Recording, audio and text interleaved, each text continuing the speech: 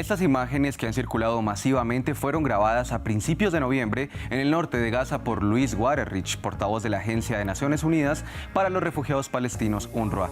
Esta es una de las pocas organizaciones humanitarias que ha tenido acceso a esta zona que se ha convertido en un campo de ruinas del que se han ido la mayoría de sus habitantes. Antes de la guerra, 500.000 personas vivían en el norte de Gaza y la ONU calcula que solo quedan 70.000 habitantes. El norte fue la primera zona que Israel atacó después del 7 de octubre de 2023. Tras concentrar sus operaciones en el sur, Israel reanudó sus ataques en el norte a principios de octubre, ordenando también la evacuación de 1 millar de habitantes del campamento de refugiados de Jabalia. Desde entonces, la zona está sitiada por el ejército. Periodistas palestinos del colectivo Real Gaza Production recogieron para France 24 varios testimonios de desplazados de Jabalia.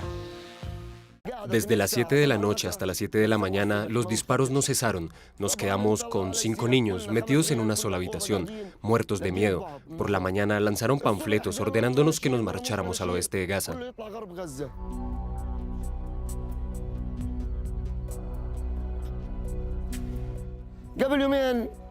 Hace 2 días, un amigo fue al barrio, encontró nuestras 6 casas destruidas. 6 casas. Somos 47 personas, 5 o 6 familias. Cada familia quedó con su casa totalmente destruida. El ejército israelí afirma que estos desplazamientos son temporales para garantizar la seguridad de los civiles de Gaza mientras prosigue con sus operaciones militares. Sin embargo, la ONG Human Rights Watch denunció los desplazamientos masivos y forzados de civiles que, según esta organización, corren el riesgo de ser permanentes, lo cual está prohibido por la Convención de Ginebra.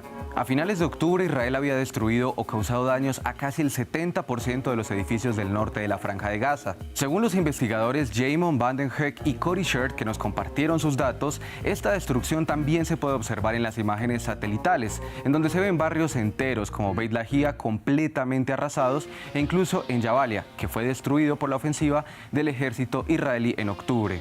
Las imágenes satelitales de Jabalia también muestran que el ejército israelí está construyendo poco a poco una carretera que rodea el norte de la franja. Para muchos analistas, esto supone un intento de crear una nueva zona de amortiguamiento en la Franja de Gaza.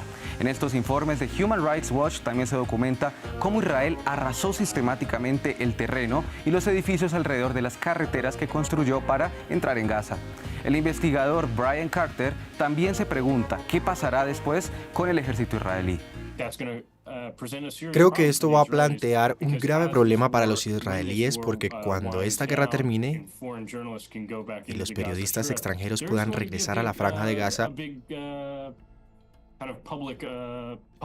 Israel se enfrentará a un grave problema de relaciones públicas, ya que tendrán que explicar por qué se produjo esta destrucción y además cómo se va a reparar. Un general israelí habría declarado extraoficialmente el 5 de noviembre que no había planes para permitir que los residentes del norte de la Franja de Gaza regresaran a sus hogares. El ejército israelí, por su parte, afirmó que esta declaración había sido sacada de contexto. Según la ONU, 1,9 millones de los 2,4 millones de habitantes de Gaza han sido desplazados desde el comienzo de la guerra.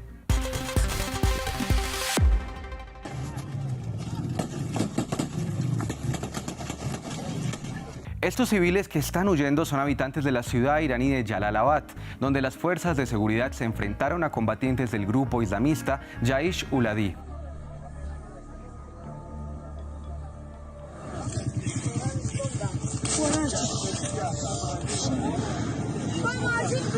El nombre de la milicia significa el Ejército de la Justicia.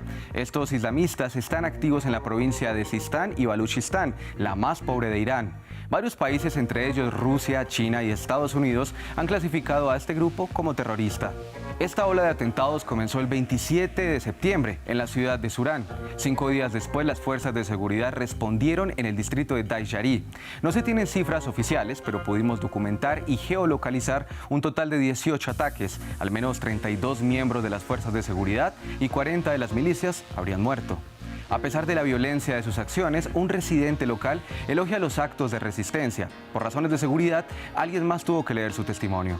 A pesar de lo que el régimen teocrático quiere demostrar, la gente parece alegrarse de estos atentados. No les importa quién mate a las fuerzas de seguridad. Ver caer a la Guardia Revolucionaria es suficiente para quedar satisfechos. Puedo afirmar que Jaish-ul-Adi está reclutando cada vez a más personas, incluidos hombres jóvenes con estudios. Por lo que sé, la mayoría de sus miembros tienen una historia personal con el régimen. La República Islámica mató a uno de sus allegados. En Sistán y Baluchistán vive una minoría sunita dentro de un Irán predominantemente chiita.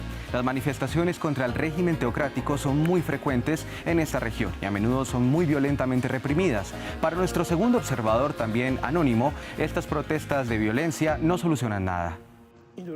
Es cierto que, debido a la discriminación, la pobreza y la brutal violencia estatal, estos grupos gozan de un apoyo creciente entre la población, pero creo que la mayoría guarda silencio por miedo a las represalias de uno o de otro bando. Como activista por la paz, tengo que decir que más violencia significa menos espacio para actuar. Muchos activistas locales han permanecido en silencio, ya sea porque el régimen los acusa de terrorismo o porque estos grupos los amenazan tachándolos de traidores. اختیار کردن و یه عده دیگه هم به این علت که این گروه‌ها به اونها انگ خائن میزنن.